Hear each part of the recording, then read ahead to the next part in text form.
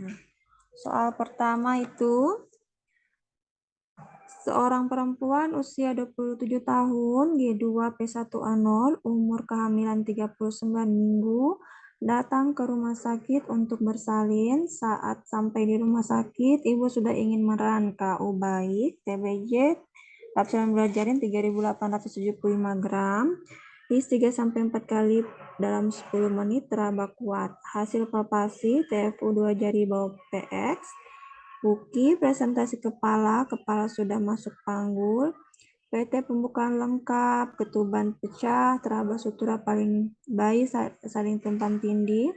Setelah dipimpin menelan selama 30 menit, lahir kepala bayi dan bahu depan belum lahir, tetap bertahan di atas simfisis. Ya, tadi tetap tertahan ya. Komplikasi apakah yang dapat terjadi pada bayi apabila terjadi kesalahan saat melakukan teknik manuver pada kasus tersebut. Ya, sekarang kita ini data pentingnya itu kalau kita menjawab soal kita lihat data pentingnya, ya. Nah, kira-kira ini diagnosanya apa?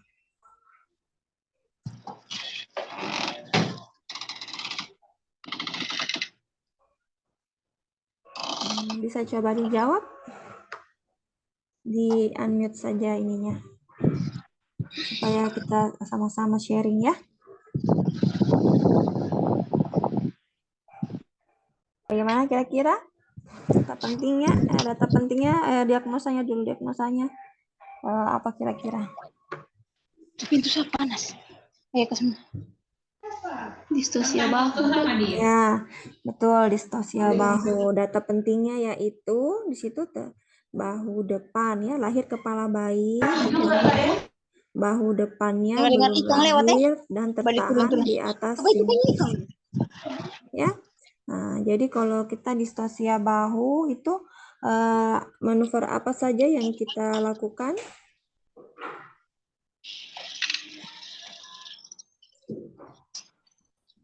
Ada yang masih ingat? Ya, pertama sebelum kita lakukan manuver kita meminta dulu ya ask for help, karena kalau distosia bahu itu kita tidak bisa sendiri ya. Jadi ask for help, kemudian kita melakukan manuver macrobed. Ya, apa itu? Ada yang masih ingat?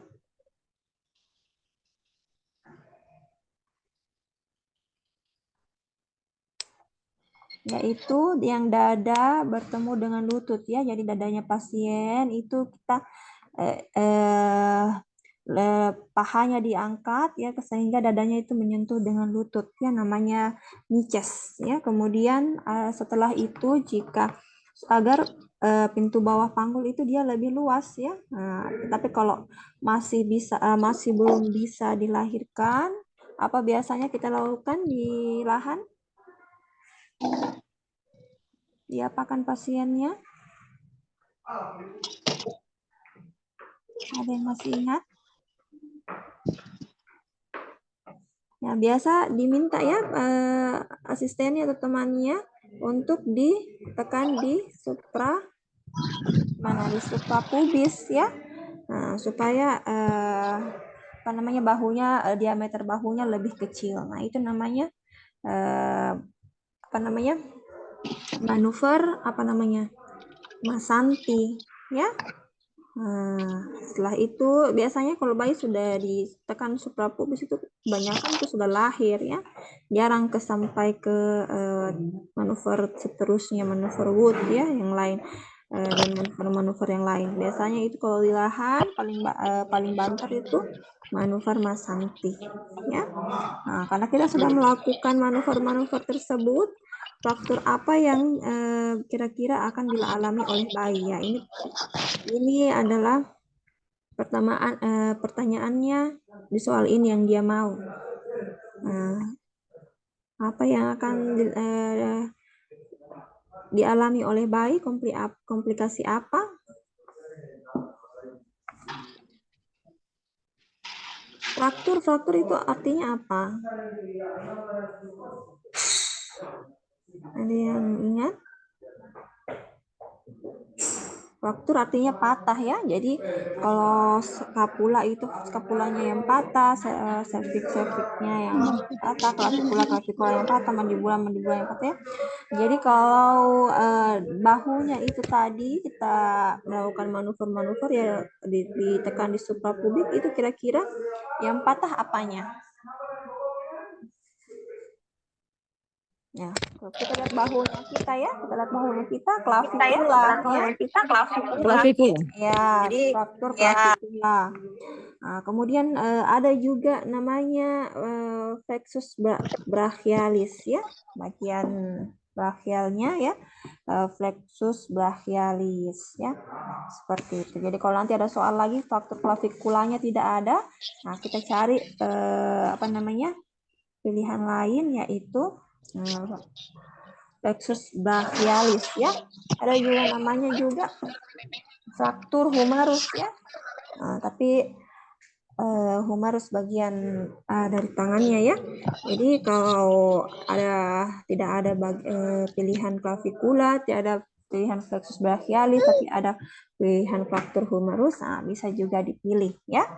Nah, karena kalau fraktur humerus itu bukan teknik Mas Santi tadi, juga bisa teknik Wood ya, yang diputar bahunya, yang jadikan bahu depan menjadi bahu belakang, ya itu bisa mungkin humerusnya juga bisa patah ya. Adapun soal kedua, seorang perempuan umur 29 tahun, P3A0, pukul 2.00 WIB, melahirkan bayi di klinik. Ya, jadi tadi itu di ini ya, di tempatnya beda. Jadi ini di klinik pukul 2.01 telah diberikan suntikan oksitosin 10 unit per IM ya, kemudian dilakukan PTT pada pukul 2.15, diberikan oksitosin kedua sebanyak 10 unit per IM ya. Kemudian pukul 2.30 plasenta belum lepas dan terjadi perdarahan kurang lebih 150 cc. Apakah pernah terlaksanaan pada kasus di atas? Ya, sekarang diagnosanya kira-kira apa?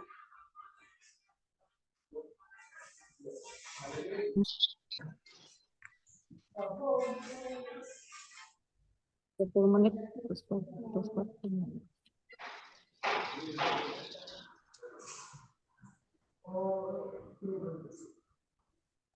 Sudah Bu, masih sakit? Ya, kira-kira ada yang masih ingat? Diagnosanya apa? Kalau ada pasien yang datang seperti ini, ada tadi menjawab dari putus-putus. KBI. Ada yang lain? Data pentingnya dulu. Data Plasenta belum lepas. Ya, data pentingnya yaitu sudah 30 menit, tapi plasenta belum lepas ya. Nah, kalau 30 menit plasenta belum lepas, itu apa diagnosanya?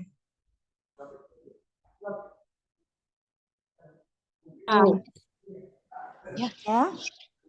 Retensio placenta. Ya, betul, betul sekali ya. Jadi retensio placenta. Jadi kalau retensio placenta itu penanganannya seperti apa? Manual placenta. Ya, betul, manual placenta. Ya, kalau perdarahan itu namanya KBI ya. Ya, kalau sudah plasentanya sudah lahir tapi KBI, KBE ya, dan kompresi aorta itu namanya untuk menghentikan perdarahan ya. Nah, jadi kalau baca soal itu kita lihat dulu kata kuncinya apa, kemudian kira-kira diagnosanya apa ya. Ya, soal ketiga.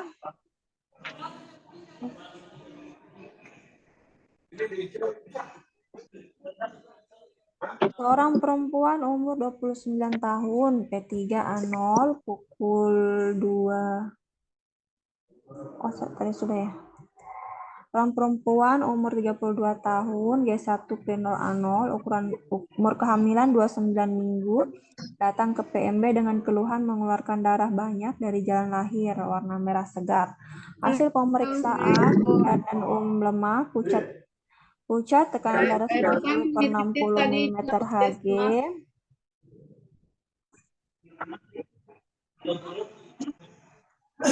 Kemudian Nah, di 100 kali per menit, suhu 36 derajat Celcius. Tindakan apa yang tepat berdasarkan kasus di atas? Nah, sekarang diagnosanya ini apa? I. Senta Previa. Ya, betul ya. Jadi kalau kita bicara diagnosa berarti diagnosanya placenta previa ya.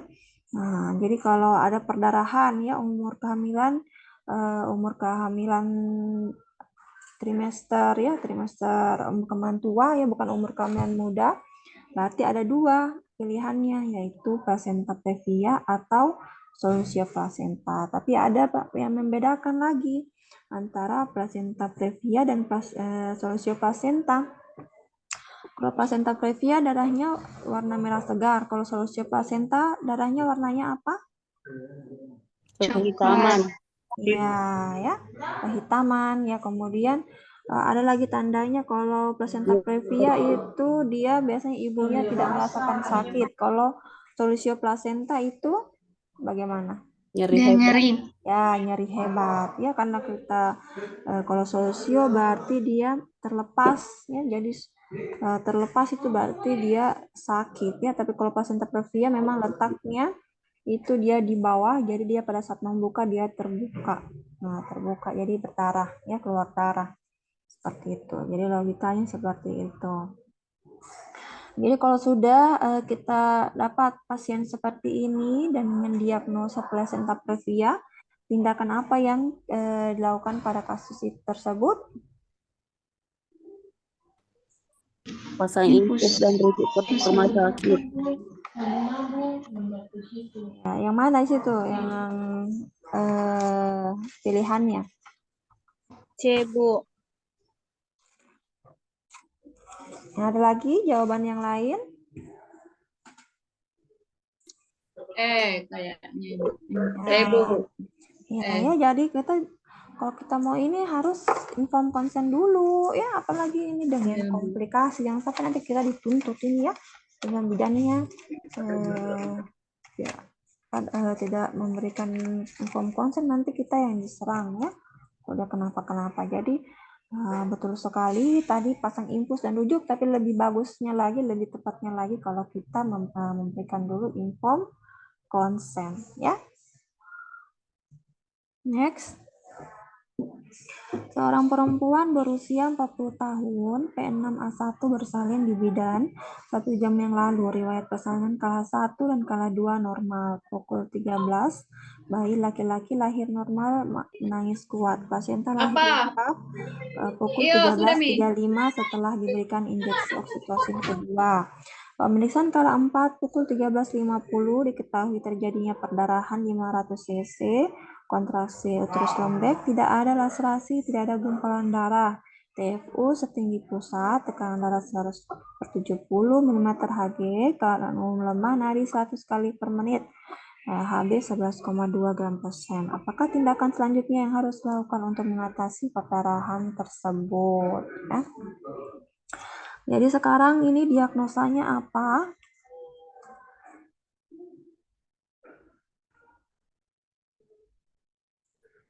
Atonia uteri. Perdarahan postpartum. Boleh tadi apa namanya? Postpartum tambah atonia uteri. Ya, Pak. Jadi ada data pentingnya yang mana dulu? Kontraksinya terus lembek. Ya, kontraksi untuk uterus lembek. Nah, jadi perdarahan postpartum memang banyak, tetapi di sini ada kata kuncinya uterus lembek. Perdarahan postpartum itu ditandai dengan data yang mana? Perdarahannya berapa cc? 500 cc. Iya, 500 cc atau lebih ya.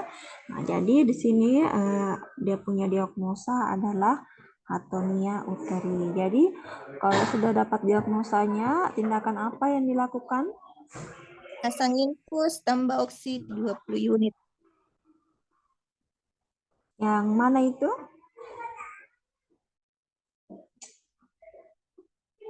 Yang Pasang infus. ya. RN 500 ml tambah oksi Ya, lebih dulu.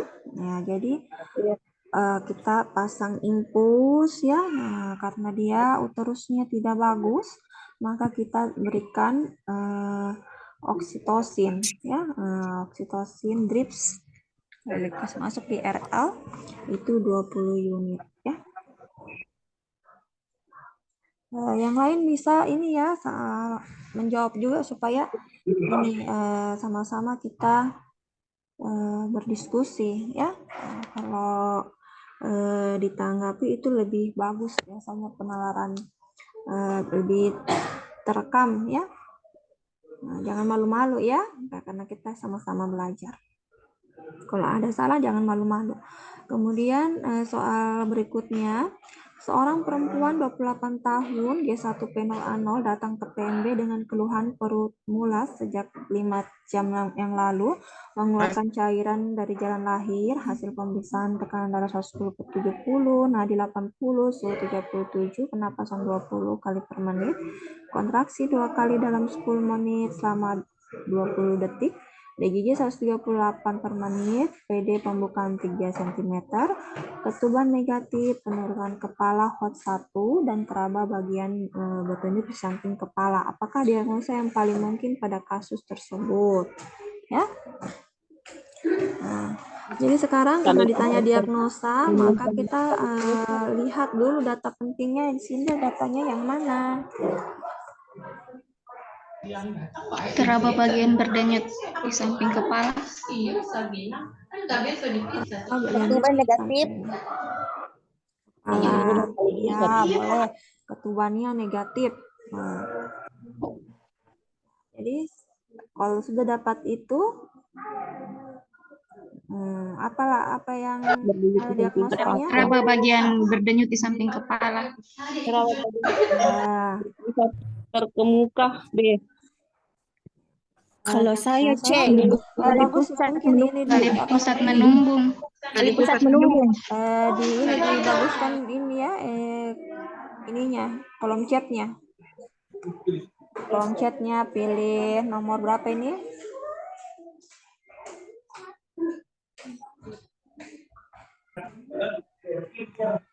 Apa ini tadi? Nomor 5, nomor 5. Nomor 5 klik apa? Ya. Tali pusat menumbung. Nah, siapa tahu ada yang malu-malu ya.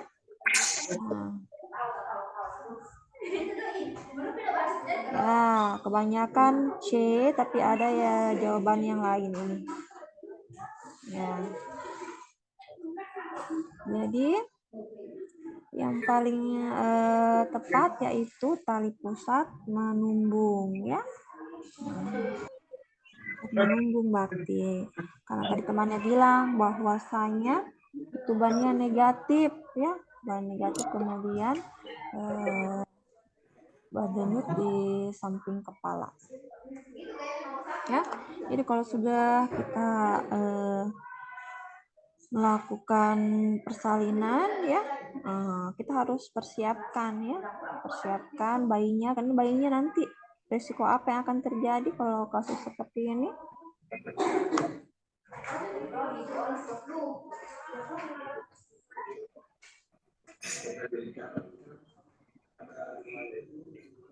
Gawat janin, Bu.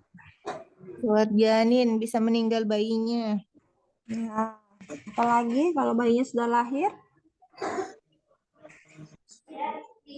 Oke, jadi kita harus prepare ya. Cyanosis. Ya, dia harus cyanosis, dia mungkin akan cyanosis. Jadi kita harus siap-siap apa bidannya lah untuk penata-laksanaan itu pada bayinya. Resusitasi. Ya, jadi kita harus siap-siap untuk resusitasi ya, supaya bisa tertolong dengan optimal ya, bisa diatasi dengan cepat.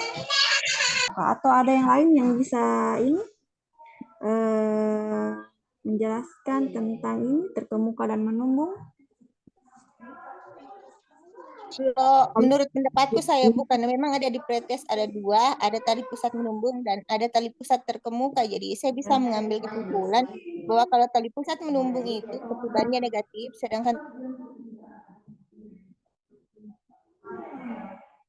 terputus-putus Kim. Iya, itu yang saya bilang tadi ya, kalau dia tidak apa namanya, dia masih dalam rahim uterus ya.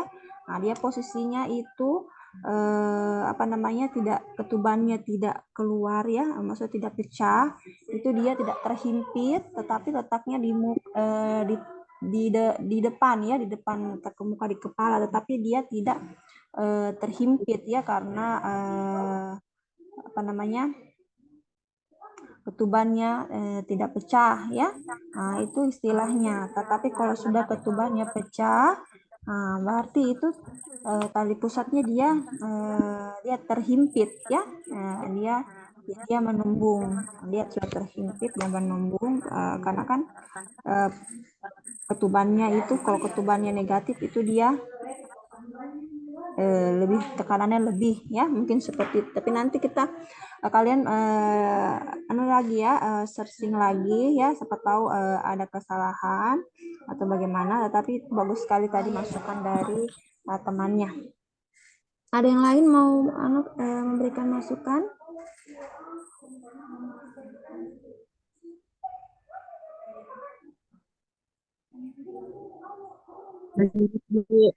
Tidak ada ya.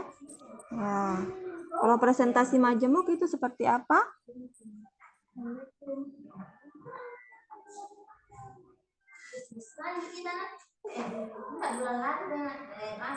Ya, presentasi majemuk itu berarti di atasnya kepala ada majemuk yang banyak ya, kepala ada bagian-bagian lain yang namanya tangan atau apa dan lain sebagainya, namanya presentasi majemuk. Kalau prolapsus tali pusat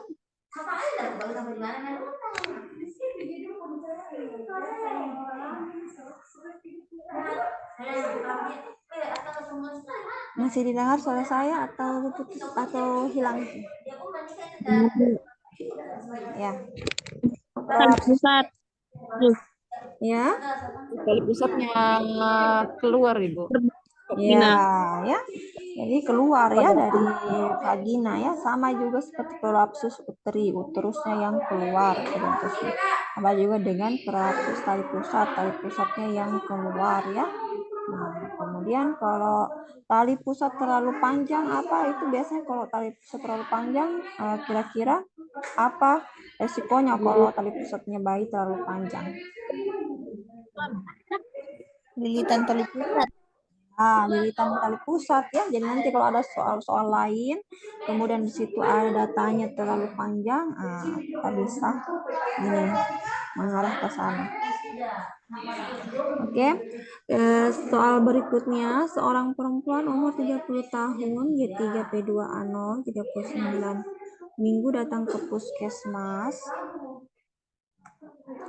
pukul 9.00 WIB dengan keluhan mulas sejak jam 5 WIB, riwayat persalinan sebelumnya normal semua, hasil pemeriksaan keadaan umum baik, tekanan darah 120/80, nadi 76 kali per menit, suhu 36,5, TFUT 41, puka, presentasi kepala DJJ 140 kali per menit, teratur, kontraksi uterus 3 kali dalam 10 menit selama 40 detik, pengeluaran per vagina lendir darah, PD pembukaan 6 cm, ketuban utuh, kepala hot 3. Risiko apakah yang dapat terjadi sesuai kasus ya tersebut ya. Sekarang kita data pentingnya ini apa kira-kira data pentingnya di sini? Jadi kalau kita melihat soal kasus, kita langsung fokus ke data pentingnya ya. TFU 41 cm.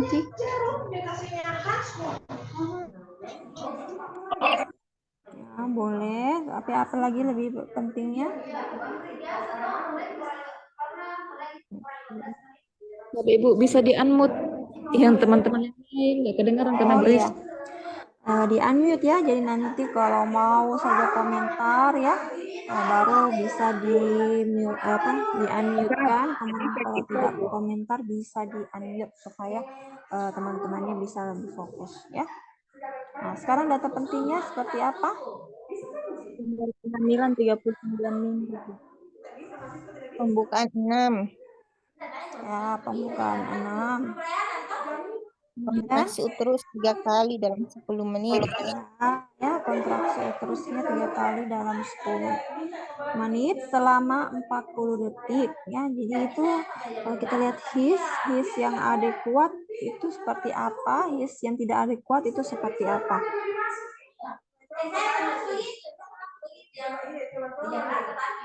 Kalau his adekuat itu seperti apa? Kalau his tidak adekuat itu seperti apa?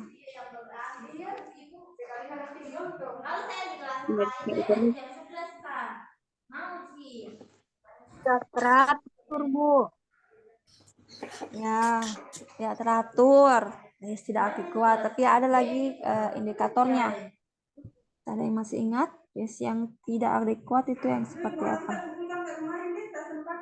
Kan kalau kita isi partograf itu sekarang nanti pihisnya adekuat ya. Nah, hisnya adekuat pi yang bold itu. Nah, jadi kalau hisnya yang adekuat itu hisnya berapa kali? Dalam 10 menit. 4 kali, Bu. 3 kali. 3 kali, Bu. Hisnya 3 kali ya dalam 10 menit. Kemudian durasinya kalau di partograf itu yang bold itu berapa? Durasinya 40 detik, Bu. Ya, lebih dari 40 detik ya. Itu kalau his yang adekuat, yang apa namanya? Yang adekuat. Jadi kalau yang tidak adekuat berarti kebalikannya ya. Durasinya kurang ya, atau kalau di partograf itu masih arsir ya. Nah, seperti itu. Ya. Jadi ini ceritanya pembukaan ya. Pembukaannya tadi berapa tadi temannya bilang? Pembukaannya 6 ya. Dari data pentingnya itu pembukaannya 6. Kemudian dia sudah berapa jam dia ini? Dia di fase apa dulu ini? Kalau pembukaan 6 fase apa? Fase aktif, Bu. Ya, jadi fase aktif ya. Nah, kalau fase laten dari pembukaan berapa sampai pembukaan berapa? Laten 0 sampai 3. 1 sampai 3. Iya, pembukaan 1 sampai 3 ya. Kalau pembukaan 0 berarti tidak ada pembukaan ya. Nah, kalau pembukaan 1 sampai 3 itu laten, fase aktif itu dari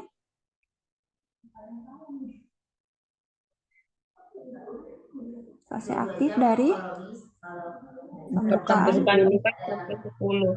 Iya, pembukaan 4 sampai 10 ya. Ya, jadi ini dia di multi ya, sudah berapa jam dia ini? Mulai sejak jam 5 ya, jam 5 Minggu datang pukul 9 dengan kurang lebih sejak jam 5 subuh ya. Jadi sudah berapa jam itu? 4 jam ya. Nah, kemudian dia di fase aktif. Kalau dia di fase aktif itu kira-kira dia ini resiko. Dia bertanya resiko, bukan diagnosa ya. Kalau diagnosa berarti ini. Tapi ini kan tadinya bilang aksesnya sudah adekuat, yang lainnya bagus ya. Yang lain datanya ada yang tidak normal tidak kalau dilihat dari soalnya? Tidak ada. Normal ya? Normalnya semua ya? Tidak ada yang tidak normal ya? Nah, makanya di soal dia minta Tapi TPU-nya Ibu 41 cm. 41. Iya. TFU-nya Ini harus bisa curiga ini anak besar. Iya. Bisa distosia bahu. Iya, bisa distosia bahu. Tapi ini kita Anak besar bisa masih di kala satu, ya. Kalau di kala 1 itu kita kalau berbicara tentang ini Kira-kira apa yang akan terjadi di kala 1? Inersia Apa yang uteri. Iya, ya inersia uteri ya. Jadi kalau persalinan lama itu ya bisa terjadi apa? Karena pertama inersia uteri, apalagi bisa terjadi selain inersia uteri. Tadi temannya sudah bilang kalau anaknya besar, kenapa? Distosia bahu. Kalau anak besar bisa distosia bahu. Disproporsi namanya itu disproporsi kepalopelvik ya. Nah, tidak ada kesesuaian antara kepala dan panggul ya. Nah, disproporsi ada 3 itu inersia, disproporsi kepalopelvik, sama malposisi atau malpresentasi. Nah, itu bisa diakibatkan persalinan lama. Ya. Jadi ini kalau kita lihat tadi temannya bilang inersia uteri. Nah, inersia uteri itu ada 2 ya, hipotonik dan hipertonik. Kalau hipotonik itu yang seperti apa?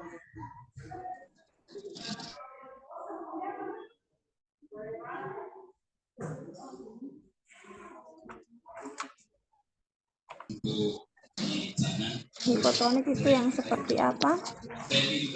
Nah, hipotonik itu ya yang dibagi menjadi 2. hilang hisnya. Pertama ya. Yang pertama itu adalah inersia uteri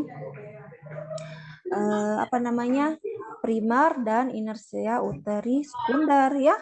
Nah, inersia uteri primer itu seperti apa perbedaannya?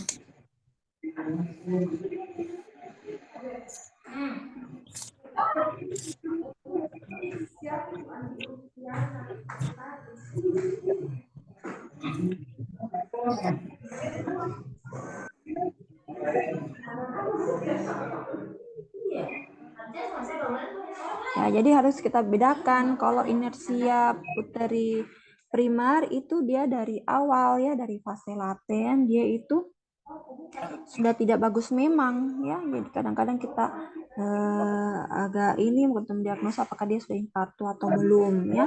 Nah, tapi kalau inersia uteri sekunder seperti temannya bilang tadi bahwasanya pertama itu hasilnya bagus tapi kemudian tidak bagus ya, dan itu terjadi di fase aktif ya. Nah, jadi kalau kita lihat inersia uteri ini dari kasus ini inersia uteri apa? Karena dia pembukaan 6. Iya, ya jadi inersia uteri sekunder ya. Jadi harus bisa dibedakan antara inersia uteri sekunder sama inersia uteri primer ya. Boleh seperti itu ya. Nah, salah satu faktor-faktor yang mempengaruhi inersia uteri ya. Jadi inersia uteri salah satu adalah bayi besar yang teman bilang tadi ya. Peregangan pada uterus ya, sehingga terjadi inersia atau kelainan His. Jadinya bayinya besar makrosomia, bayinya gemeli atau kembar ya. Kemudian primipara ya, kalau primipara kan itu tegangan otot uterusnya itu. Nah, itu merupakan faktor resiko ya, faktor resiko terjadinya inersia uteri. Nah, kemudian tadi hipotonik ya, ada lagi namanya hipertonik ya. Uteri hipertonik itu yang seperti apa? Ada yang masih ingat?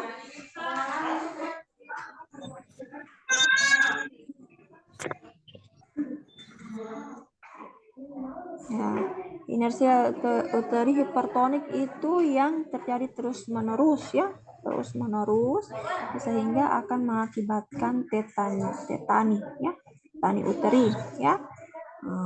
Sebab namanya karena kan ada proses inkoordinat inkoordinat, cuma tidak terkoordinasi. Jadi ada bagian-bagian yang kuat, ada bagian-bagian yang tidak kuat ya, jadi namanya inkoordinat. Jadi nanti kalau ada soal yang lain harus bisa membedakan yang hipotonik, hipertonik ya. Hipotonik bisa dibedakan yang mana yang sekunder, yang mana yang primer. Ya, boleh ya? Iya, Bu. Bu. Ya. Soal yang lain.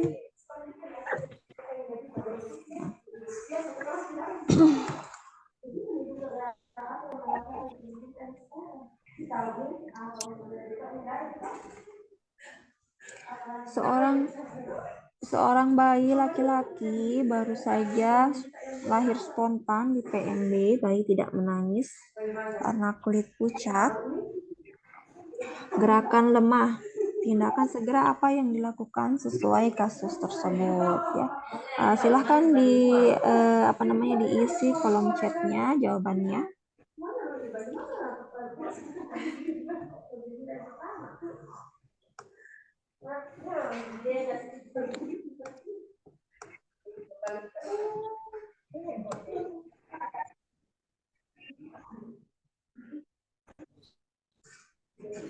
Nggak apa-apa, dijawab saja ya. Nanti kalau ada yang salah kan namanya kita belajar ya. Belajar bersama-sama. Nanti kita diskusi bersama-sama.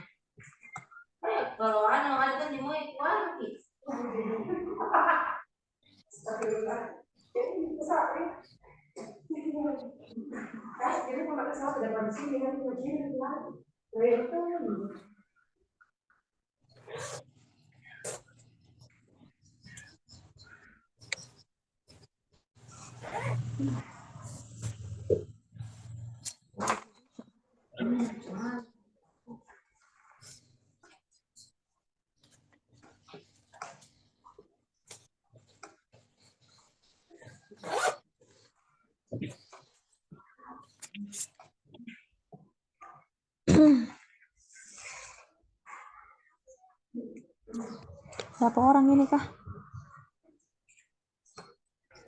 Jadi ini karena jamnya ini jam orang-orang bekerja ya. Jadi kalau karena profesinya banyak bekerja, jadi nggak apa-apa, sedikit yang ada kesempatan saja yang bisa masukkan. Ada bimbel-bimbel di sesi jam-jam berikutnya ya. Jadi nggak apa-apa. Ada 32 orang ya, 32 orang. Kenapa yang jawab cuma sedikit?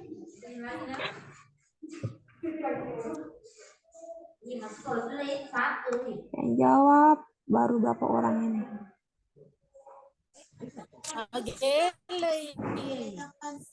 Gak apa-apa ya, jawab saja nanti ini supaya bisa ditahu paling banyak itu pilih apa.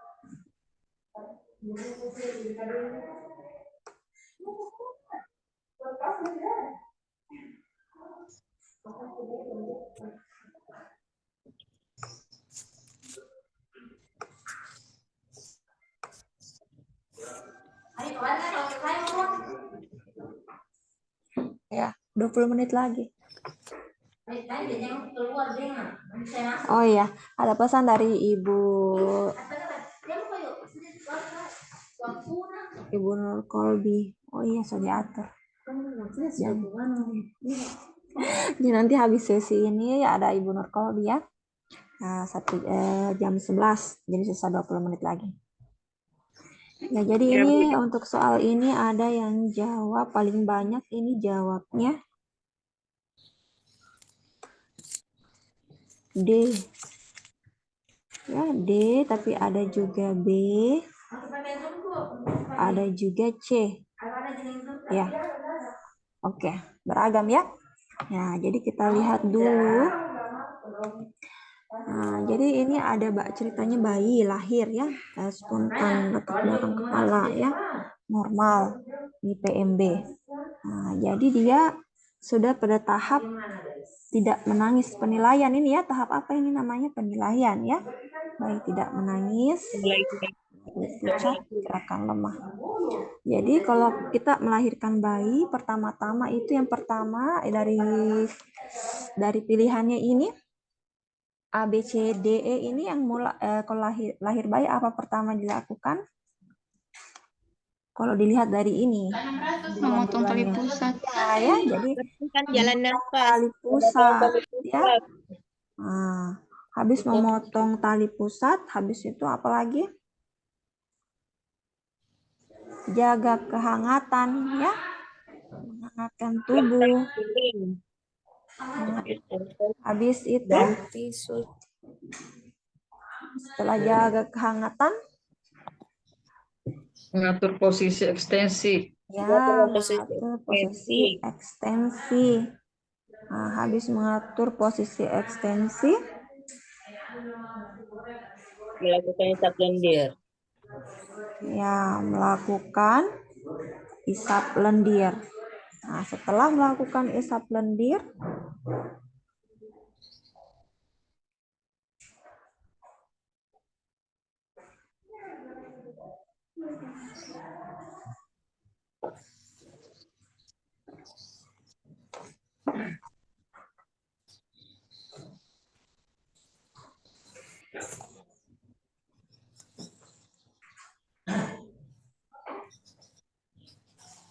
apa?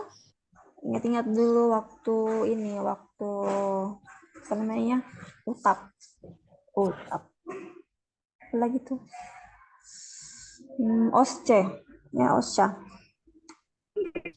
3 osca ya, 2 kali osca.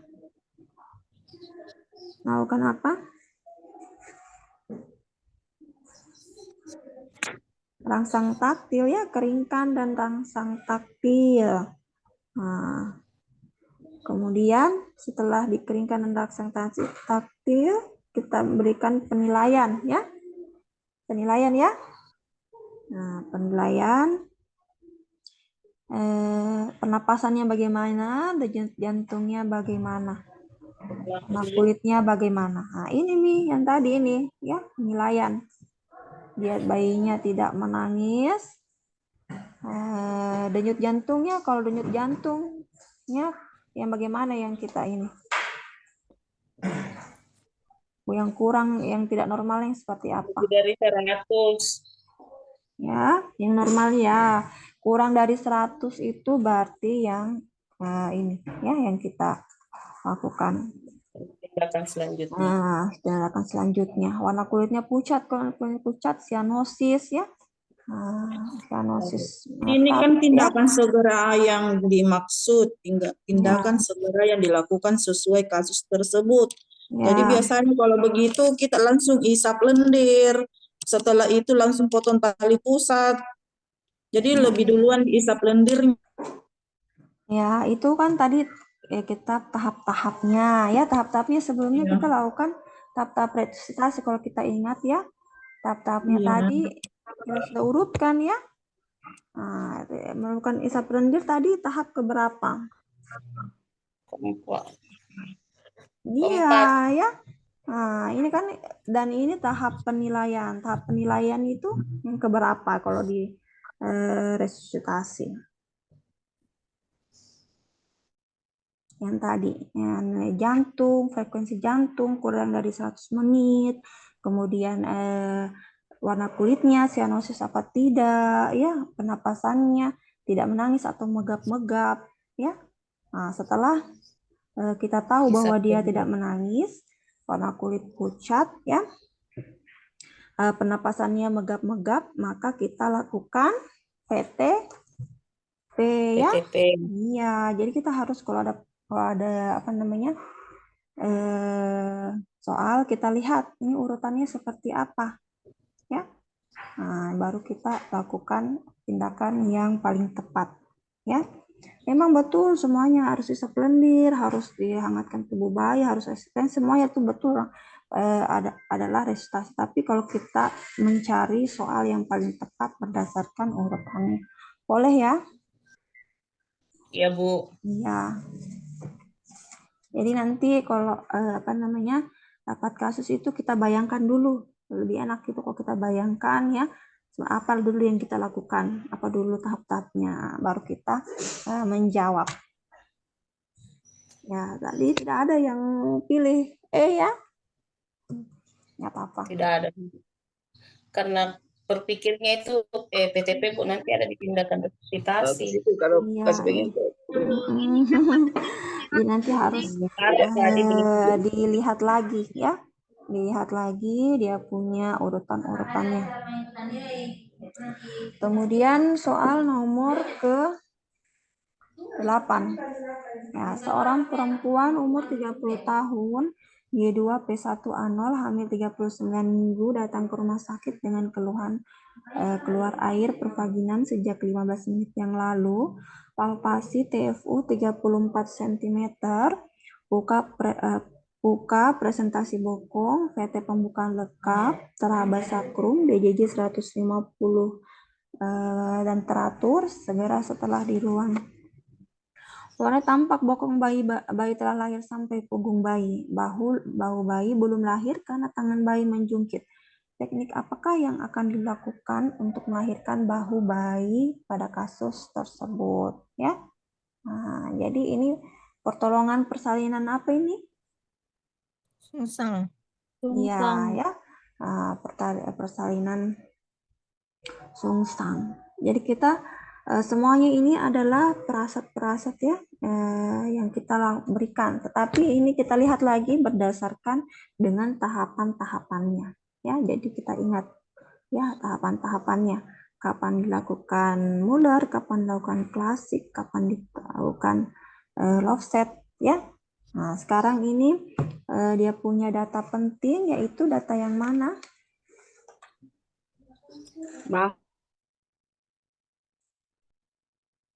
Ya, putus-putus Ki.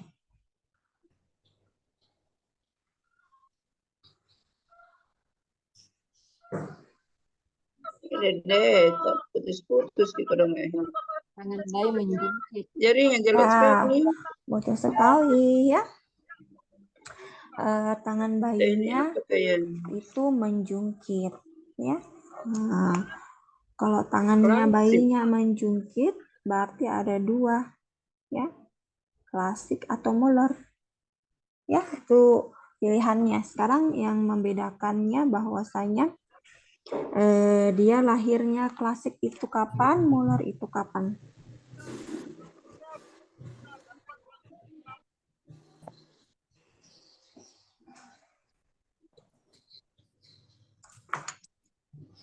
Kayaknya kemarin sempat itu dibahas di pertemuan-pertemuan sebelumnya ya oleh pembimbing-pembimbing yang lain kayaknya, kalau nggak salah. Karena saya biasa juga itu kalau ada waktu join ya. Kalau klasik itu seperti apa ya? Muller itu seperti apa? Masih ada yang bilang lagi lobset. Offset itu seperti apa?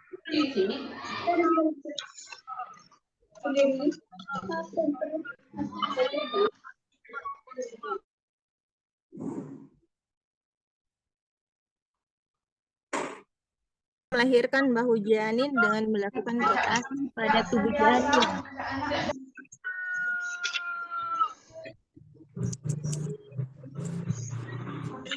Ya, bahu depan dan kuncinya itu adalah bahu depan dan bahu belakang.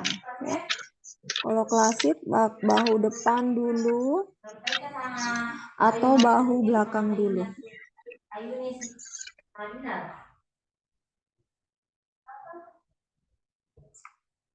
Nah,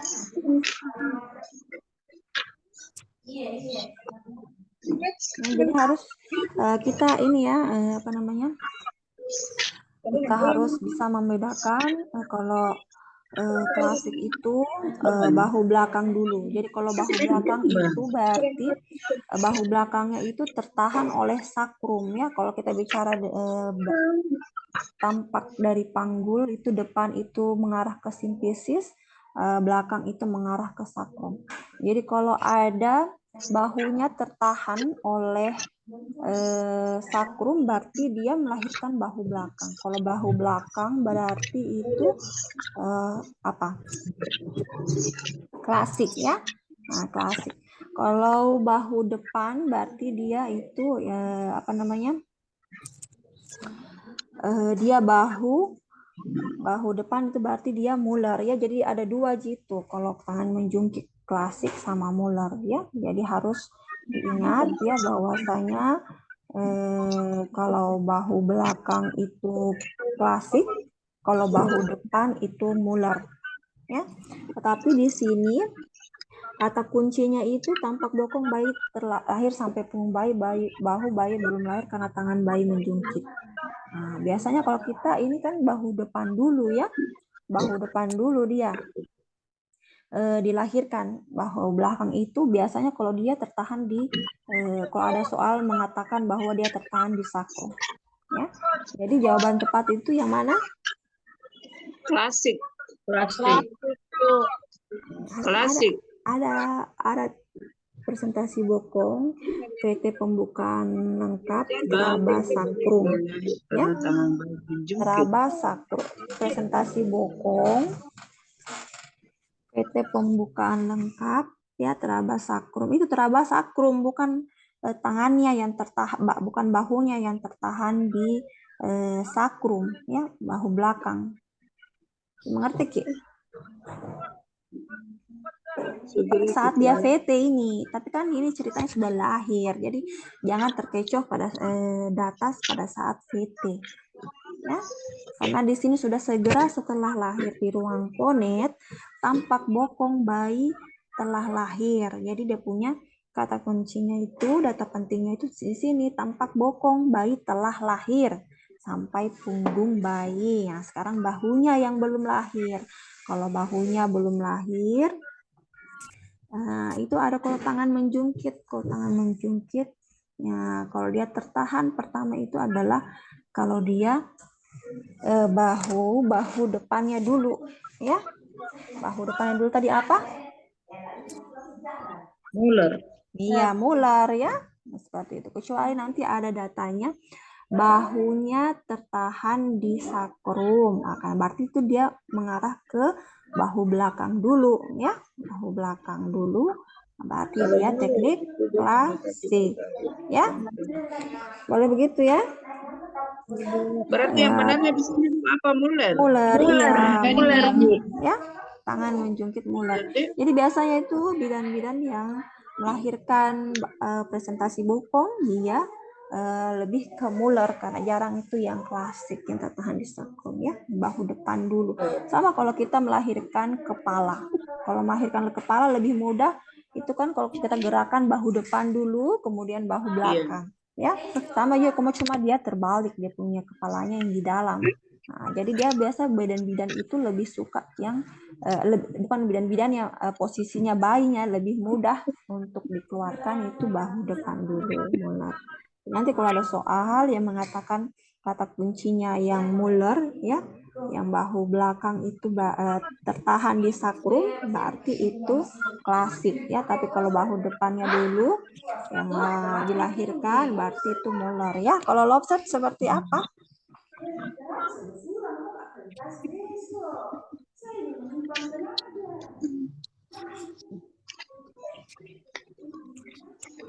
Offset itu ya, ingat ya, yang diputar-putar ya, yang diputar-putar 180 derajat. Nah, bahu belakang diputar jadi bahu depan supaya dia lahir bahu depan. Nah, kemudian setelah bahunya satu lahir, diputar lagi 180 derajat supaya bahu belakangnya menjadi bahu depan lagi, jadi lahir dua-duanya. Boleh ya seperti itu ya? Ya, Bu. Nah.